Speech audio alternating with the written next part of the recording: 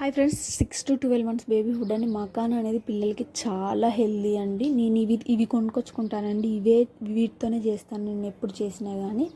ముందుగా మకానా 1 కప్ వేయించుకోవాలండి. ఇట్లా తుంచితే తునిగేటట్టు వేయించుకోవాలి. తర్వాతకి ఓట్స్ కూడా వేయించుకోవాలి.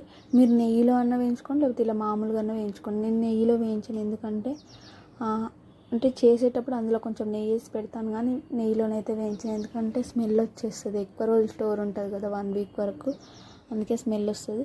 తర్వాతకి అటుకులు కూడా వేయించుకోవాలండి. తర్వాతకి బాదం పప్పులు, జీడిపప్పులు కూడా వేయించి పక్కకు పెట్టుకోవాలి. మొత్తం చల్లారనివ్వాలి. చల్లారాక మిక్సీ పట్టుకోవాలి.